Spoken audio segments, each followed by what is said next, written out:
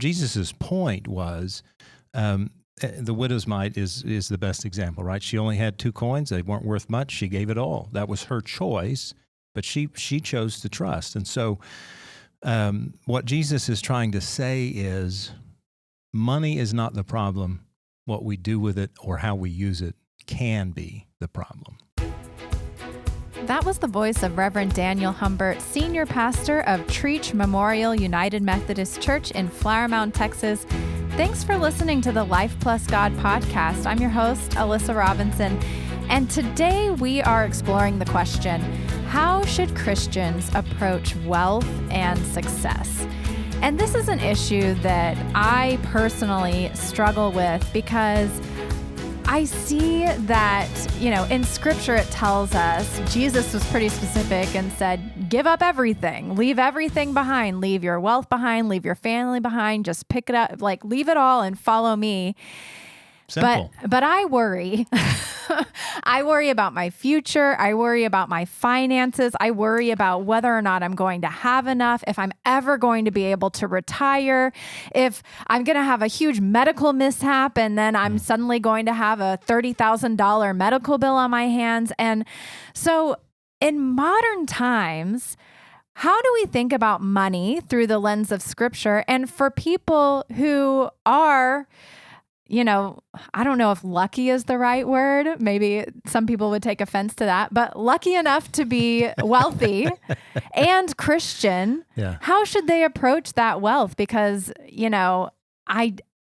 we are a nation that is the majority religion is Christian, and we are also the wealthiest nation in the world. Are we? And we are. So what that tells me is there's probably a lot of Christians out there who have quite a bit of wealth. Is that contradictory to the Christian faith? So if your hackles are up already and you're feeling a little uncomfortable, good. Me too. Let's jump into it. It's a hard topic, right? I mean, it's a real topic, so I'm glad we're covering it. But it's real, and I would just say a couple of things right off the top. One is life is altogether different than it was in Jesus' day, right? I mean, we don't have to go into all of that, but it's just radically different. The way we earn, the way we live, the way we process our wealth, all of that is different. And so we just have to own that, first off. But the other is still true, which is money and wealth and its use is a spiritual issue. And therefore, we have to figure out, if we're followers of Jesus, what does that mean for us? So I think that's what we're going to talk about, right? Yeah. Well, let's start with some of the challenges that we face when it comes to the pursuit of success and financial stability. Because like you said, this isn't Bible times. We're living in, 2024, 2025, depending on when you're listening to this. Yeah. And we need that financial stability, and it's a matter of survival. So what have you seen to be the biggest challenges Christians face when it comes to balancing their faith with the pursuit of success and financial stability in this culture? Yeah, there really are a lot of challenges. One is, what does it mean to be successful, and how do we live into that? And I think there's a different definition in Christianity for what it means to be successful than what society generally teaches us about what is successful, because the latter would say, well, the more money you make, the more successful you are. And I don't believe that's what the Christian faith teaches us. Secondly, planning, I think, is what's different, right? We all plan, at least I hope we do, in some form or fashion about our finances, whether it's literally, how do I pay my bills month to month, or how do I prepare for retirement? None of those were biblical issues, right? I mean, you basically put food on the table, tried to create clothing for yourself and security for your family with a roof over your head in biblical days. Now, there's all kinds of things that come with that, right? And so that planning is different. And so the challenges become, how do I remain faithful to Jesus? How do I know what it means to be faithful to Him while I'm pursuing success? Because Jesus even knew this. He knew that money could create a sense of, I'm all that, and I can achieve things on my own, and I can get stuff for myself through wealth. It's why he would use the euphemism, and that's all it really was it's easier for a camel to go through the eye of a needle than for a wealthy person to enter the kingdom of heaven. He wasn't saying it was impossible. He just said, golly, it's going to be hard because money can do things to us that we don't always anticipate or understand. Mm. It's I'm very late to the game on this, but I just started watching Succession on HBO. Huh.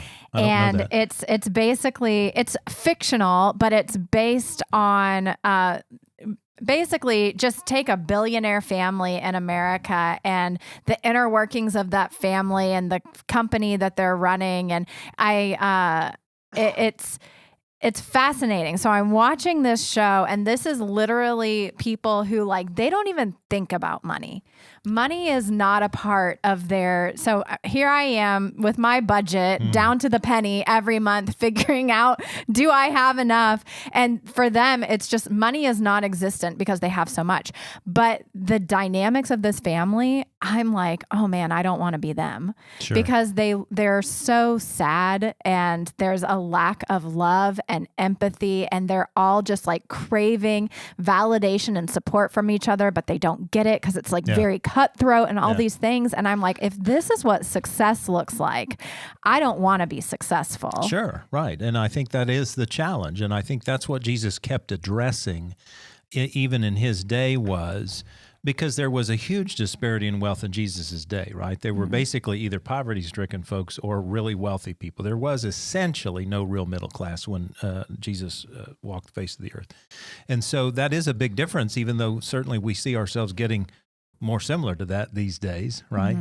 But success is a fascinating thing because I think if we're honest, each one of us defines success differently, but probably each one of us has some sense of financial component to that success. Some people identify success by kind of how they progress in their vocation. Sometimes that's related to money. Sometimes it's just what I get accomplished and how I, get it done kind of thing. Other people identify success as, is my family successful? And again, there's a myriad of ways to describe that or define that, right? Other people define success by how I interface with society and maybe civic responsibility, right? So people do have different definitions of success, but often they're tied to how am I doing financially? And can I make it, or will I be secure, if you will, financially? Because I do think that's, for most people, my experience tells me, at least with regard to how people deal with their wealth and generosity in the church, is am I secure enough financially to be able to give? And security there is defined real differently as well, right? Either can I pay my bills, or can I plan for my future and still be generous?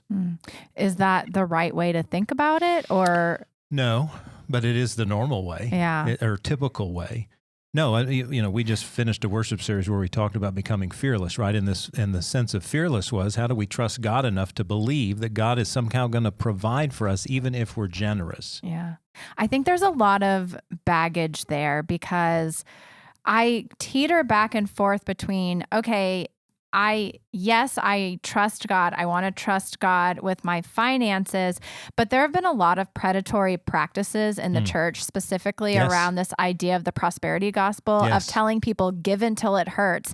Give, if you get $1 and that's all you have, you better turn around and give it to the church, that sort of thing. Right. And then people are choosing between eating and giving to the church. And so I think that there's a bad taste in a lot of people's mouths and that's the reason they're like, well, I'll wait until I'm secure enough to give. And for me, secure enough means I have extra at the end. So I'm willing to give that extra, which is not what tithing is about.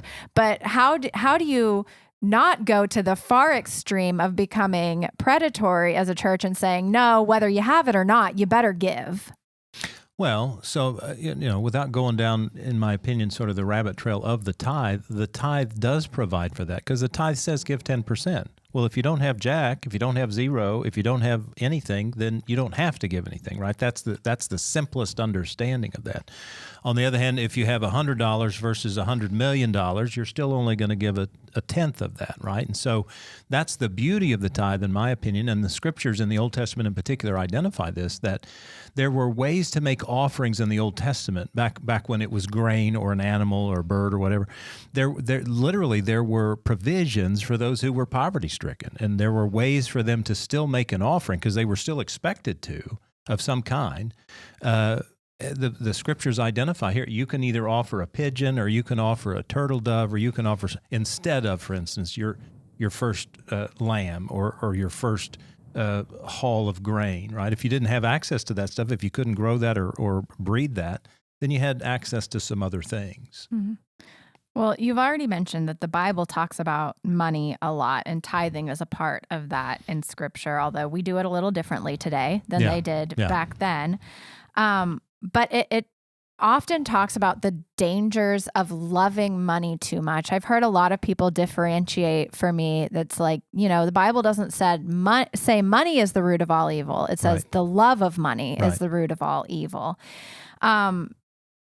How do you think that we can continue to pursue financial, the word success, maybe financial security, financial comfort, without falling into that trap of falling in love with money? Yeah.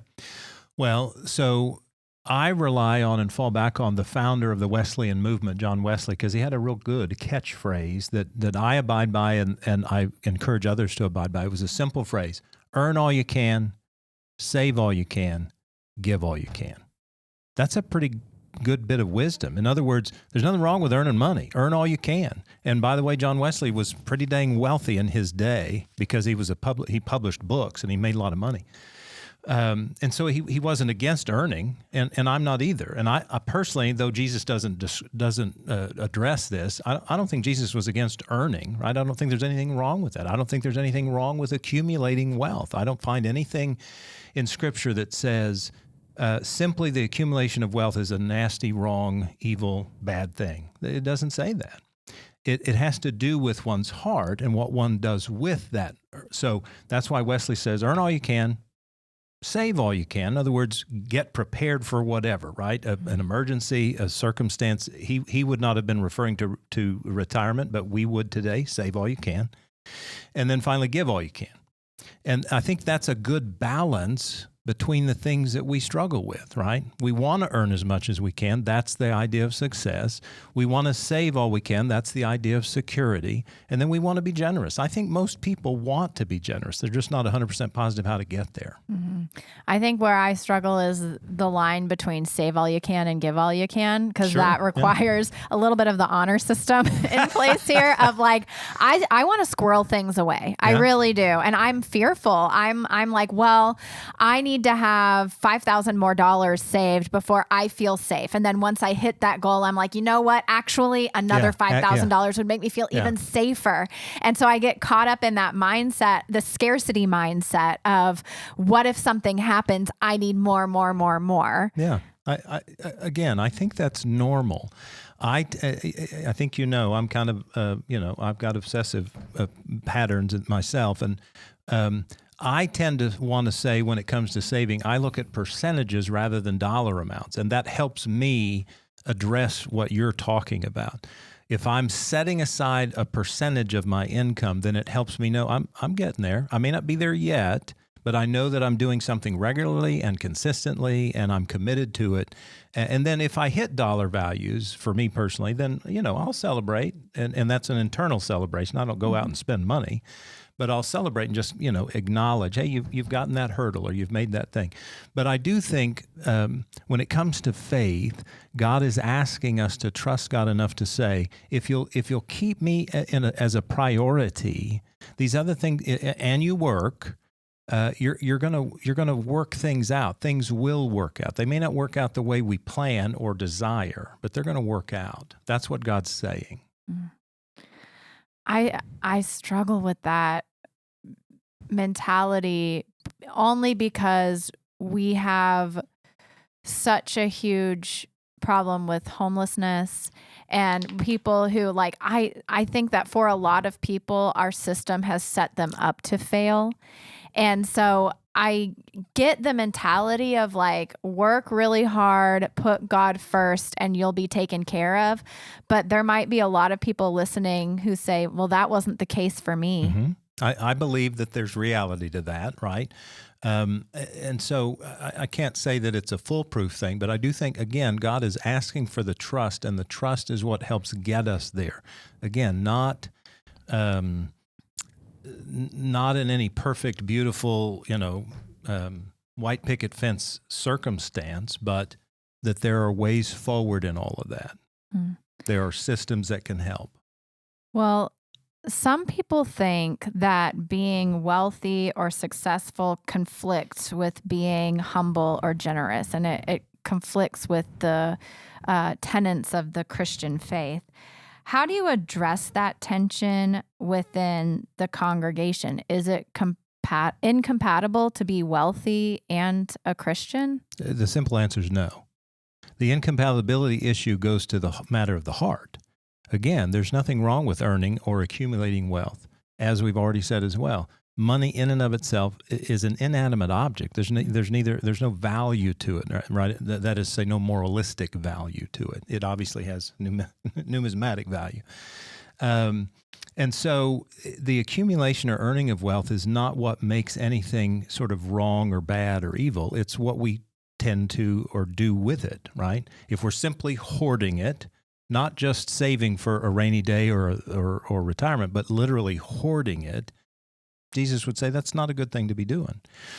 On the other hand, I know some really wealthy people who are tremendously generous and make in many regards sacrificial giving on lots of levels, whether it's to civic organizations, nonprofits, or to churches. And on the other hand, I also know some pretty tightly fiscally encumbered people who don't have a lot of income, who are tremendously generous. And so Jesus's point was, the widow's mite is the best example, right? She only had 2 coins. They weren't worth much. She gave it all. That was her choice, but she chose to trust. And so what Jesus is trying to say is money is not the problem. What we do with it or how we use it can be the problem. Yeah. And I know, again, a really difficult balance because our finances are so personal. Mm-hmm. And only you know what you can give. Only you know, like, what is going on in your life financially right now. And I think all of us know you can't judge a book by its cover on this one. That's exactly right. I've heard stories of someone who's driving a Tesla and it turns out they're living out of it, Correct. And you just don't know what's going on in somebody's life.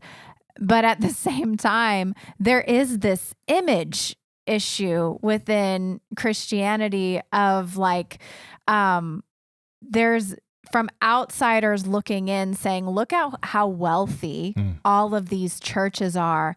And they say that we're supposed to give it all away and serve our neighbors and all of these. And I've heard people say things, if Christians actually practiced what they preached and gave their money and the church used it wisely, then we wouldn't have homelessness. We wouldn't have hunger. We wouldn't have orphans. We wouldn't have all of these things that we're dealing with as a society. I think that's very true. And I think, I use a simple analogy just at the local level when I teach our new member class with regard to that.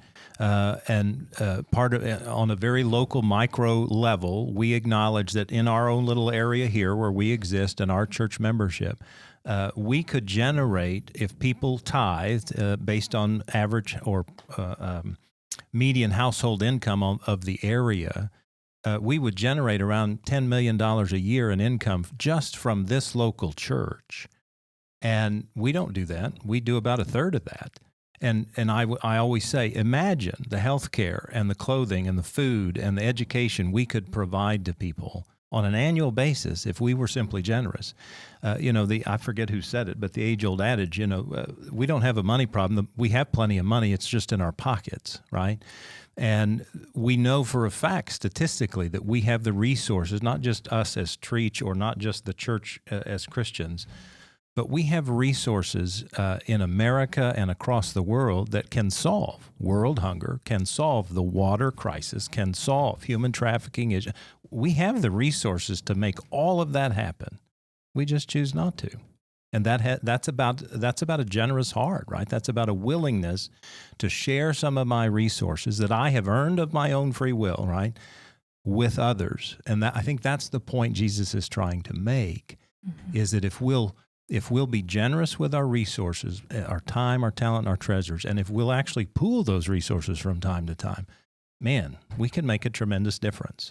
How do you stay hopeful as a pastor when you see that reality that people aren't necessarily being generous, and we see the numbers and we're like, yeah, you know what? People aren't getting it.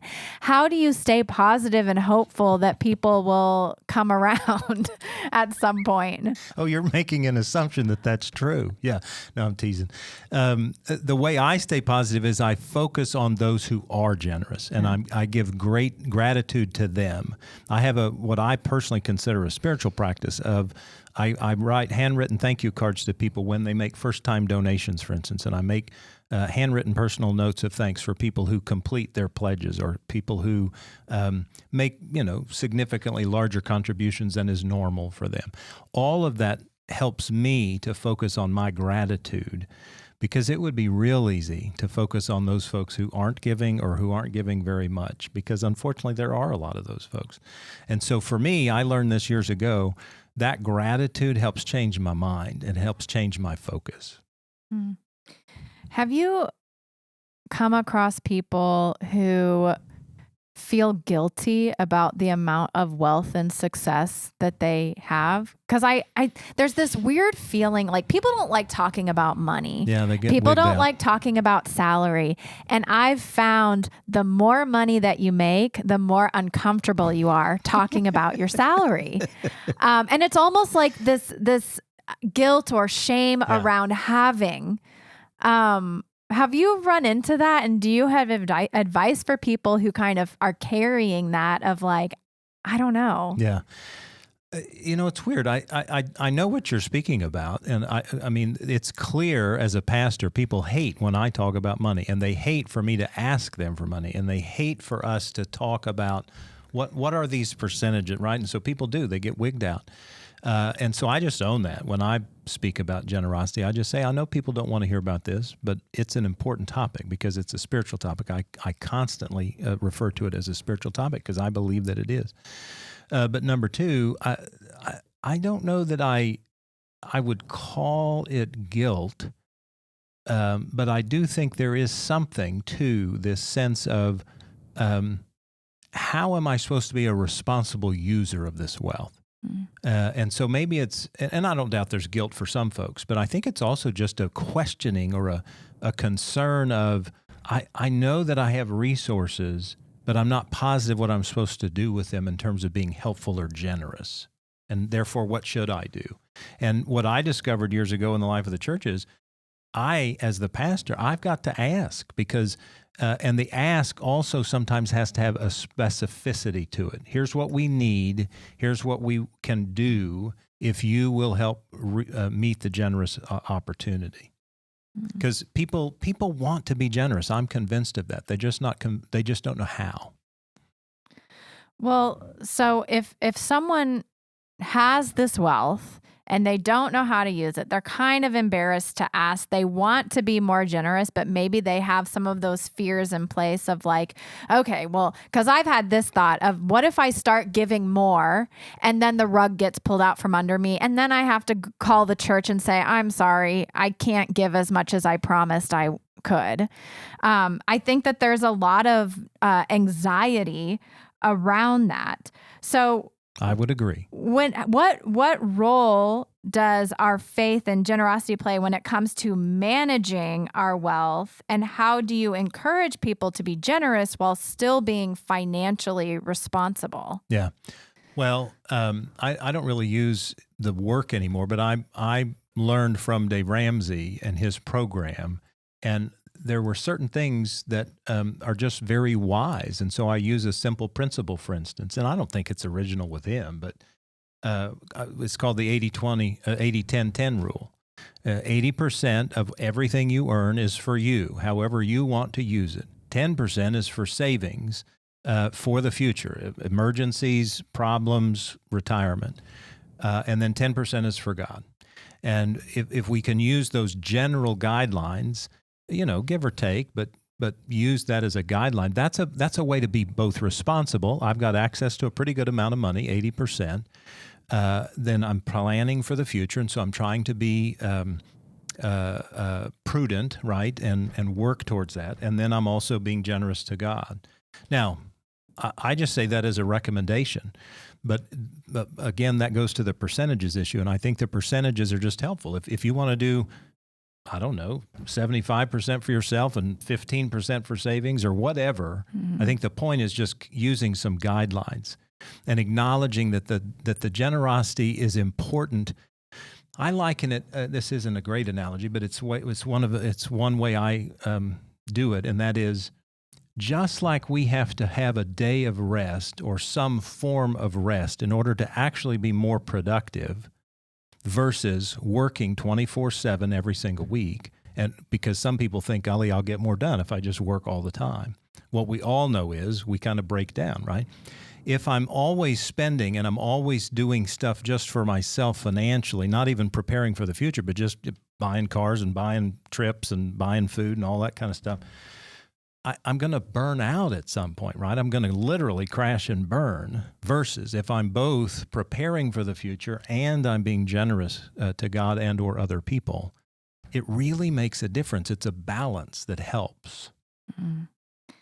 Well, one of the reasons I wanted to address this question specifically about wealth and success is because I don't think that there's any doubt that this church is located in an affluent community.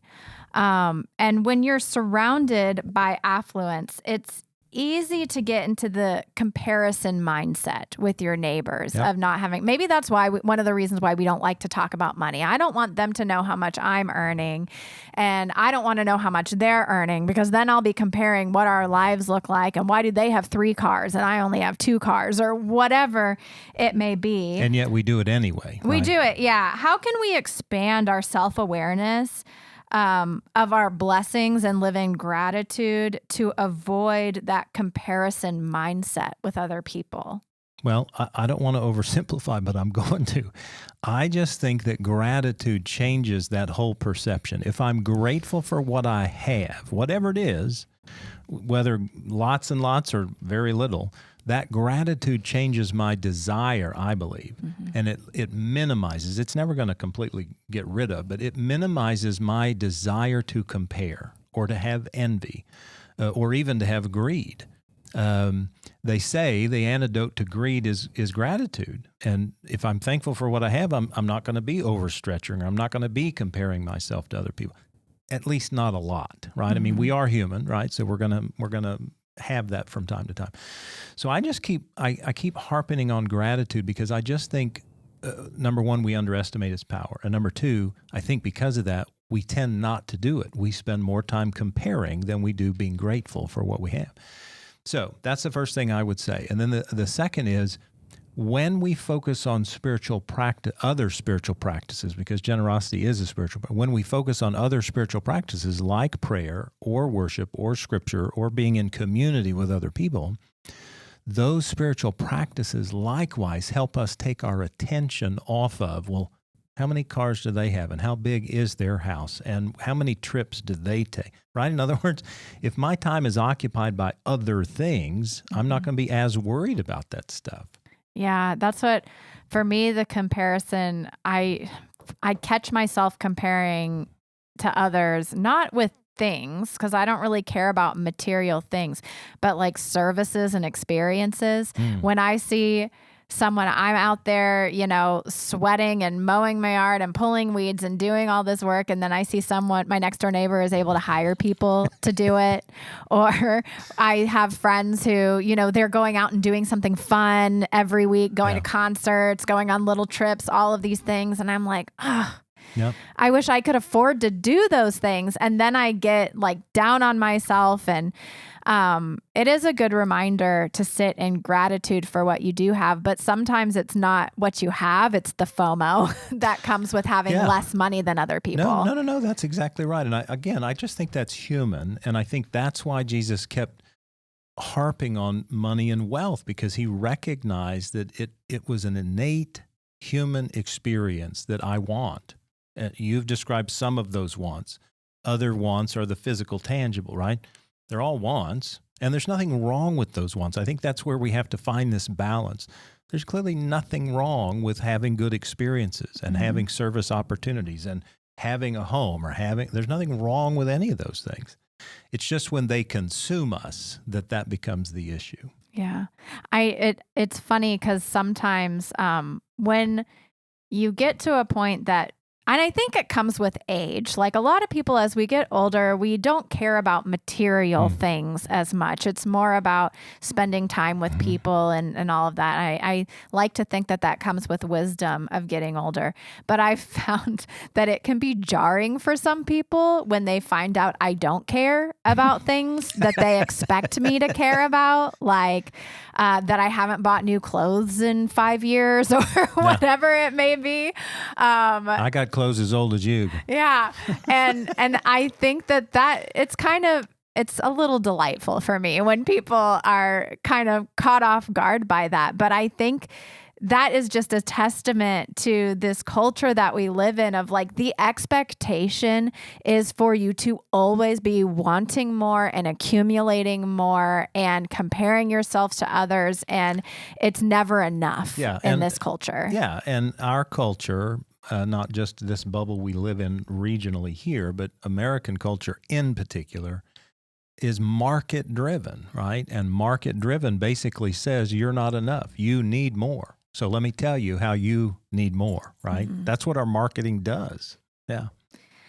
We often hear, and this is kind of getting back into that church baggage that a lot of people have grown up with. A lot of us have heard the phrase prosperity gospel, which teaches that faith can lead to financial wealth, or if you have enough faith, God will bless you with wealth. I'd like to hear from you. How do you feel about this teaching? What's your experience been of this teaching? And is that where are they getting that in Scripture, and how would you amend it? Yeah. Well, so like some things in Scripture, they can be the words or the concepts can be there, but they're misrepresented. So prosperity is actually referenced in Old Testament a number of times. And so that's what they're grasping hold of. The actual word is there. But for the Hebrews, prosperity did not mean wealth.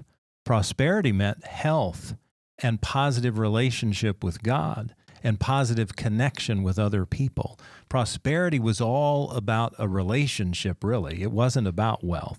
And that's where they're misconstruing it. Because the language, I couldn't even give you the specific language, but the language is around if you're faithful to God. In other words, if you invest in this relationship with God, if you spend time with God, you will find prosperity. It's something along those lines. Well, I can see how they would misrepresent that to say, well, that means you're going to get wealth, when in fact the Hebrew word that's rendered in the English as prosperity is about a relationship with God and peace and wholeness and assurance that God is there with you. That's what the prosperity meant.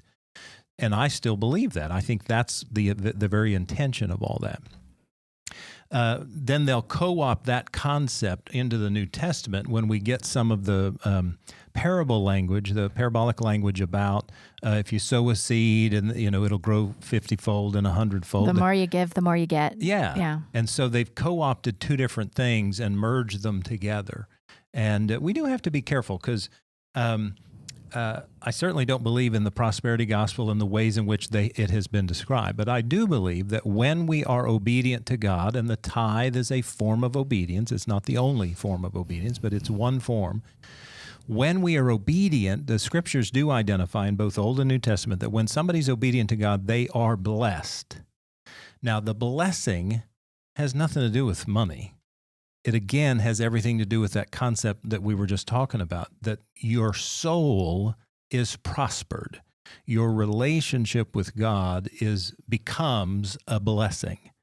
And so I use that language, and I think, I don't doubt for a second that every once in a while people sort of misconstrue that to mean I'm talking prosperity gospel as well. But the blessing can be anything from, I've got the peace of God that passes all understanding, to I have this assurance that I'm really loved and cared for and cherished as a child of God. That's a blessing, right? Or just a sense of somebody who says, I give you a blessing, or I pray God's blessing upon you. That's a blessing. And the scriptures identify that when we're obedient, whatever it is, if God asks us to do something and we do it, there comes a form of blessing. It's not financial. Mm. It's a sense of God's peace and presence. So, kind of in the same vein, one of the things that I've heard said over and over again is give until it hurts. Mm. I would just like to hear, what are your thoughts around that phrase? And is that biblical in any way? Because it makes me think of like, well, if I do what Jesus says to do, which is like give up all of your earthly possessions and follow me, that would hurt. Sure it would. That would hurt. Sure it would. Yeah. So first of all, no, that language is not in Scripture, give until it hurts. What is talked about in Scripture is both literally make a sacrificial offering to God. Well, that sacrificial offering is about a literal slaughter and burning of an animal, right? Because that's the way it was done for centuries, as described in the Old Testament. And so that language begins to be co-opted as well, where we say, let's make a sacrificial offering. That is referencing the Old Testament stuff, but it's also saying, let's give in a way that challenges us. Mm-hmm. I don't think, I know when I talk about that, I'm not saying give until it hurts so much as I'm saying, I bet we could all afford to give more than we're giving. I know I can, even though our household gives more than a tithe.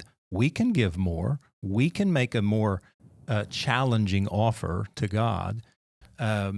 And that's what I mean when I talk about sacrificial giving. And then I get into sacrifice comparison, where I'm looking at how much did I sacrifice versus how much you sacrificed. And what I sacrificed was being able to go out to dinner, and what you sacrificed was, the extra vacation home or whatever it is. Yeah. But I do think, now look, number one, again, that's normal and natural, but it's also different people's means, gives us capacity to have different levels of sacrifice, right? And I think that's where that languaging can be very helpful. It's certainly not intended to be harmful, but it's intended to be, what is a sacrifice for you might not be a sacrifice at all for me. Yeah. Again, it's that honor system of like, you can't judge other people's discernment of what they should be giving and what is a sacrifice for them. Right.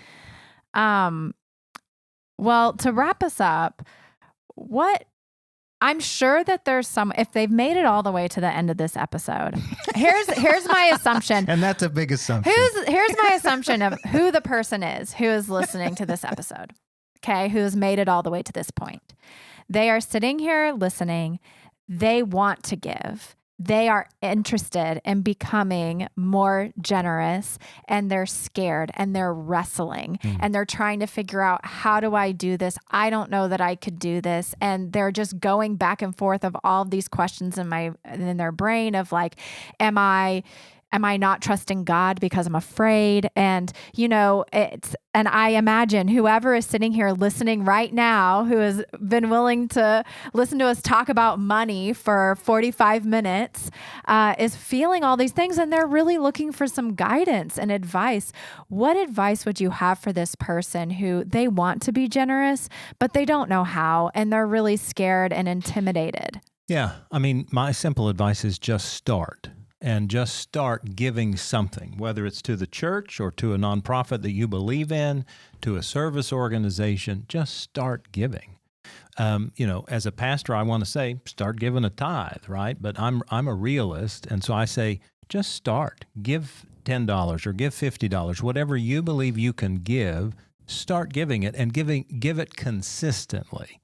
Don't just give it a one-time deal like at Christmas or whatever, or at Thanksgiving. There's nothing wrong with that. But if you're wanting to become generous, I believe you have to start giving and give consistently over a period of time. And, I didn't do it this year, but I have on occasion done what I call the 90-day challenge, and it's a 90-day tithing challenge. And I say, tithe for 90 days and see what happens. Literally, just see what happens. I don't know what's going to happen, but try it out and see. See if you go bankrupt. See if you feel better. See if you know that you could keep doing this. See if this just freaks you out. Right? Just do it. So I would just say, give yourself a 90-day challenge. Don't do a tithe, but just start giving for 90 days to some organization. I hope it would be the church, but an organization you believe in. And see what it does to your heart. See what it does to your thoughts. See what it does to how you spend your money. See what it does to how you relate to other people. Just kind of pay attention. And I believe that will be a way for us to not only test the waters, but to begin to see, man, can I do this? And only you will know, right? Literally, only you will know. You will know whether it creates huge anxiety or whether it creates a sense of peace or whether it creates a sense of, I don't know, achievement or accomplishment or just feeling good, right?